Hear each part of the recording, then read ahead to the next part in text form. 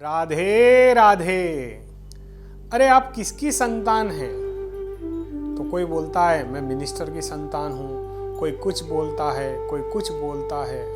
हम अपने आप को मानवीय संतान मानते हैं। क्या यह उचित है? सोच कर देखिए।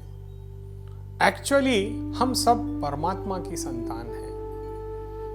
होता यह है, अक्सर ऐसा देखा जाता है कि हम अपने आप को परमात्मा की संतान बोलने भी सोचते हैं, घबराते हैं। पता नहीं हमारे मन में क्या चल रहा है। आज आपको एक छोटी सी कहानी सुनाता हूँ। एक गांव में एक राजा रहता था। उस राजा का एक लड़का था और उसी गांव में थोड़ी सी दूर पर, जैसे राजमहल के अंदर तो वो रहता था लड़का, लेकिन गांव के पास छोटे छोटे बच्चे रहते थे। अब राजा का लड़का अक्सर सोचता था मैं इस महल में रहता हूँ, मुझे खेलने को नहीं मिलता। वो बहुत ही दुखी रहता था। तो एक दिन राजा को उसने कहा कि पिताजी, मेरे पास सब सुख सुविधाएं तो हैं, परंतु मैं और बच्चों की तरह खेल नहीं पाता। तब उसके एक मंत्री ने उसे एक सजेशन दिया कि आप अपने बालक को एक साधारण बालक बना करके भेज दीजिए और इसे गुप्त रूप से हमारे सैनिक भेष बदल करके इसकी रक्षा में भी तत्पर रहेंगे और ये अपने जीवन के सभी आनंद भी प्राप्त कर पाएगा।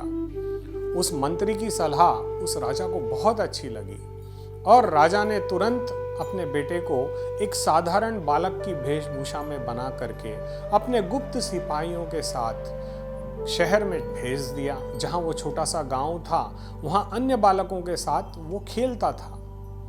तो खेलते खेलते एक दिन, जैसे मान लीजिए कि वो क्रिकेट खेल रहा हो और क्रिकेट खेलते खेलते वो आउट हो जाए, तो तब वो बोलता है नहीं नहीं, तुमने चीटिंग की है, मैं आउट नहीं हुआ। क्योंकि बालकों में ये होता है, अक्सर हम देखते हैं कि छोटे छोटे बच्चे लड़ते हैं आपस में कि मैंने आउट हुआ, तूने आउट नहीं किया, ऐसे वैसे। इस तरीके से उस राजा के बालक ने हट पकड़ ली कि मैं नहीं करूँगा। तो जो सामान्य बालक थे, उनकी नज़र में वो एक सामान्य बच्चा था। उन बच्चों को ये नहीं पता था कि ये एक राजा का बेटा है। तब वो बच्चा बड़े ही जोश में बोलता है कि तुम्हारी ये दुस्साहस कि तुम मुझे आउट बोल रहे हो, तुम्हें पता है मैं राजा का बेटा हूं। तब वो लोग हंसने लग गए और उन्होंने मुस्कुराते हुए कहा, तू कहां से राजा का बेटा है, देख तेरा हुलिया, देख तेरे कपड़े। तब उस राजा के लड़के को ये एहसास होता है कि हकीकत में मेरे वस्त्र और मैं जिन लोगों के साथ खेल रहा हूँ, क्या मैं इनके साथ खेलने योग्य हूँ या नहीं हूँ, या क्या मुझे अपने आप को यहाँ पे रिप्रेजेंट करना है। क्योंकि उसके पिता ने उसे स्पष्ट रूप से कहा था कि तुम अपनी पहचान को कभी मत बताना। तब उस बालक के मन में पछतावा होता है और वो चुपचाप अपना बैट एक दूसरे दोस्त को दे करके फील्डिंग करने चला जाता है। और उसके बाद तब जब वो छुपकर वापस राजमहल में आता है, तो जो उसके साथ उस दिन घटित हुआ वो अपने पिता उस महाराज को सुनाता है। तब महाराज उससे कहते हैं कि देखो बेटा, जिस इंसान को जिसकी संगति में रहना पसंद होता है, उसे उस संगति के अनुसार ही ट्रीटमेंट दिया जाता है।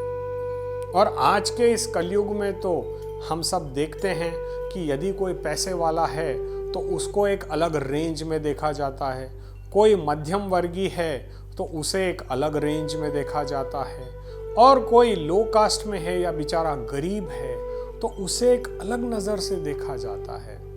आप यदि कभी जाएं किसी बड़े उत्सव में या फंक्शन में, तो वीआईपी ट्रीटमेंट की जगह आपको अलग दिखेगी, साधारण लोगों के लिए जगह अलग दिखेगी, मध्यम वर्गीय के लिए जगह अलग दिखेगी।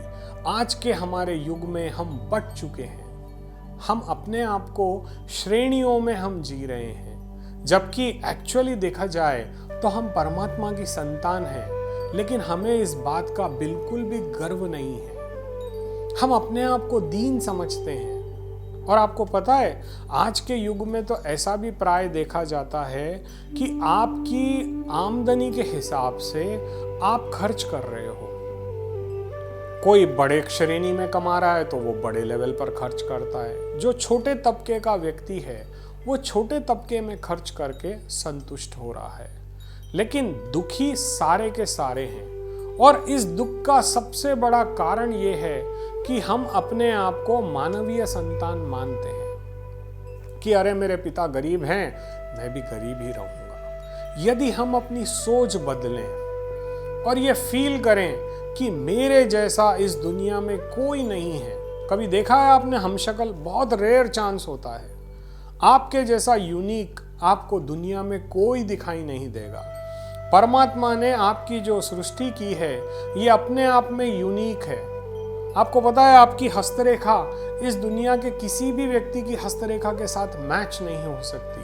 आपकी आंखों की पुतलियां इस दुनिया के किसी भी आदमी के साथ मैच नहीं होती। आपके शरीर के जो अंग हैं, इवन आपका ब्लड ग्रुप तक मैच होना संभव नहीं है। आप विचार करके देखिए, एक घर में 5 लोग रहते हैं, सबका ब्लड ग्रुप अलग होगा। बहुत रेयर केस होता है जब सारों का ब्लड ग्रुप एक हो।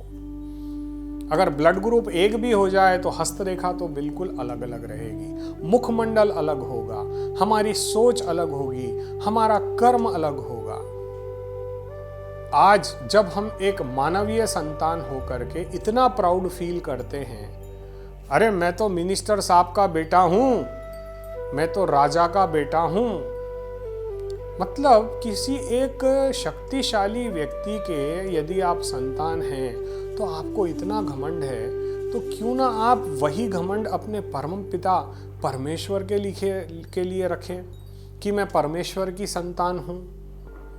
देखिए, होता यह है कि आज के युग में प्राय ऐसा देखा जाता है कि व्यक्ति अपनी क्लास और कैटेगरी के चक्कर में उस परमात्मा को भूल गया है।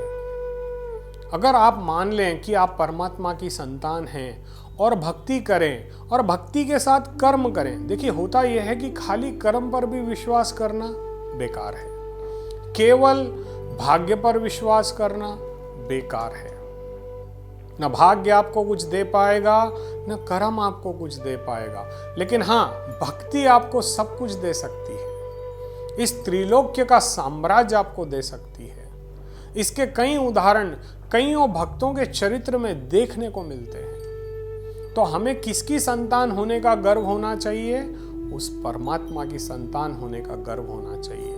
परंतु हम क्या करते हैं उस परमात्मा के लिए? जिस दीन दयाल ने हमें जन्म दिया, हमें ऑक्सीजन दिया, हमें खाने के लिए अन्न दिया, क्या हमारे पास एक क्षण भी नहीं है उसे याद करने के लिए? क्या हम अपने आप को इतना भुला चुके हैं कि आज उस परमात्मा के समीप जाने से भी डरते हैं? अरे कई लोग तो ऐसे हैं जो सिर्फ 24 घंटे रोबोट की तरह मेहनत करते हैं, लेकिन किसके लिए आप कर रहे हो? हमारे एक पहचानत में एक गांव में एक बुजुर्ग आदमी रहते थे। मैं बताना नहीं चाहूँगा वो क्या करते थे। तो उन्होंने धन जोड़ना शुरू कर दिया। धन जोड़ते गए, लेकिन न कभी अच्छी चप्पल पहनी, न कभी अच्छे धुले वस्त्र पहने, लेकिन वो धन को एक कमरे में जोड़ते गए, जोड़ते गए, जोड़ते गए।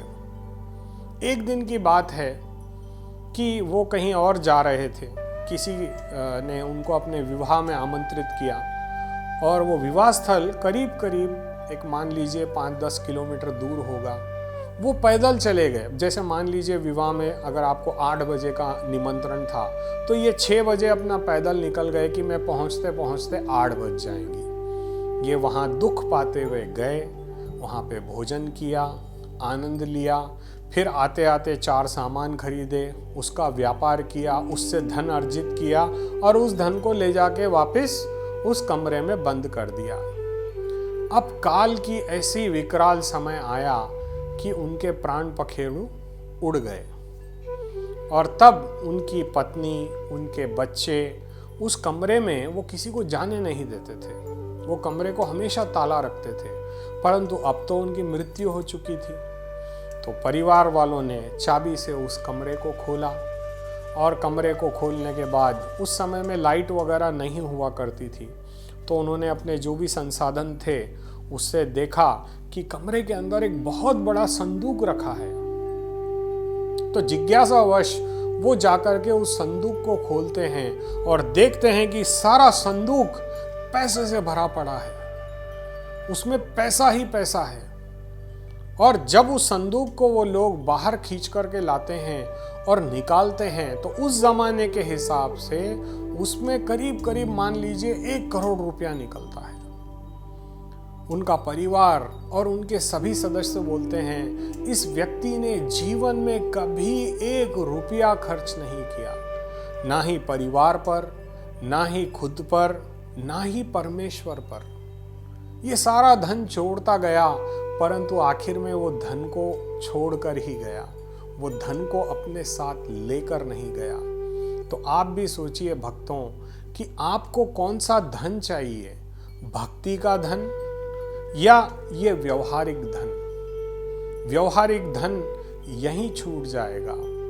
अगर आप परमात्मा की संतान हो और यदि आप परमात्मा का चिंतन करते हो और भगवान का नाम लेते हो तो ये दौलत आपके साथ त्रिलोकी में जाएगी। आप जहां जहां जाएंगे परमात्मा की कृपा आपको प्राप्त होगी। आप उस परमेश्वर की दिव्य संतान हैं, ये मान लीजिए।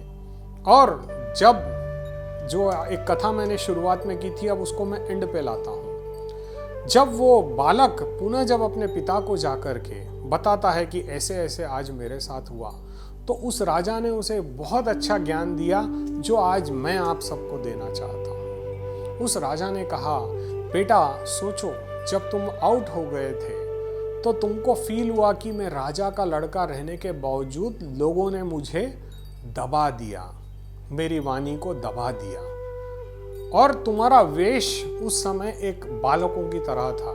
अगर तुम राजा के लड़के की तरह जाते तो क्या तुम जिंदगी में कभी आउट हो पाते? तो उस बालक ने जवाब दिया, नहीं, कभी नहीं हो पाता। अगर आउट हो भी जाते तो क्या आपको फोर्स किया जाता था कि तुम आउट हो चुके हो? तो उसने कहा, नहीं, तुम्हारी आज्ञा का पालन होता था। बोले, हाँ, मेरी आज्ञा का पालन होता था। तो सोचो, जब आप एक साधारण व्यक्ति की तरह वहाँ खेलने गए तो आपके लिए सामान्य ट्रीटमेंट था, लेकिन जिस पल तुम राजा के पुत्र बन करके जाओगे तो तुम्हारे लिए जो ट्रीटमेंट होगा वो असाधारण हो जाएगा, यानी स्पेशल कैटेगरी से आपको ट्रीटमेंट दिया जाएगा। वैसे ही यदि हम अपने आप को परमात्मा की संतान मान लें तो क्या अन्य देवी देवताओं की कृपा हमें प्राप्त नहीं होगी? कन्फर्मली होगी। क्यों? हमारे सर पर हमारे गोविंद का हाथ है। आज हमारी सबसे बड़ी विडंबना यही है कि हम ये नहीं समझ पा रहे हैं कि इस दुनिया में हम क्या करने आए हैं। ये दुनिया में घर बनाने आए हैं, दौलत जोड़ने आए हैं जो कि हमारे साथ नहीं जाएगी। ये हमको सबको ज्ञान है इस बात का कि ये दौलत हमारे साथ चलने वाली नहीं है, परंतु हम इन अविश्वसनीय चीज़ों पर विश्वास करते हैं और उस दीन दयाल पर अपना विश्वास खो देते हैं, जिसने हमें जीवन दिया, जिसने हमें सुख समृद्धि दी, जिसने हमें ऐश्वर्य दिया। आज आपका वास्तविक अटैचमेंट किससे होना चाहिए? परमात्मा से। अपने आप को आप हमेशा ये मान के चलें कि मैं परमात्मा की संतान हूँ, मेरे ऊपर मेरे परमात्मा की कृपा है, मेरे परमात्मा मेरे साथ है। इस बात का बोध आपको होना चाहिए। जैसे आप मान लीजिए कृष्ण भक्त हैं, राधा रानी के भक्त हैं, तो आपके मन में अपार उजाला होना चाहिए कि मैं राधे कृष्ण का भक्त हूँ, मेरे ऊपर मेरी राधा रानी की, मेरे गोविंद की कृपा है। यदि आप शिव भक्त हैं तो ये मान लो कि अनन्य रूप से भगवान भोलेनाथ मेरे लिए हैं। मान करके देखो, तब आपको सम्मान मिलेगा। जो व्यक्ति अपने आप को उस परमात्मा का नहीं मानता है तो आपकी सारी दुनिया आपको असाधारण ही समझेगी, साधारण व्यक्ति की तरह ही आपके साथ ट्रीटमेंट होगा। लेकिन जैसे ही आप अपने आप को परमात्मा की संतान मान लोगे, आप में एक दिव्यता आ जाएगी, आपके अंदर एक प्रकाश आ जाएगा, आप में ऐसी शक्ति आ जाएगी जैसे हमारे प्रधानमंत्री में है। आज वो जो चाहे लॉ ला सकते हैं, वो कानून व्यवस्था को सुधार सकते हैं, वो किसी भी चीज़ को सुधार सकते हैं, किसी भी चीज़ में बदलाव ला सकते हैं। कैसे कर पाते हैं वो? क्योंकि उनके पास आज पावर है। यदि वैसा ही पावर एक भक्त के पास आ जाए और वो अपने आप को परमात्मा की संतान मान ले, तो आपका जीवन कैसा होगा, एक बार इस विषय पर अवश्य विचार करें। राधे राधे।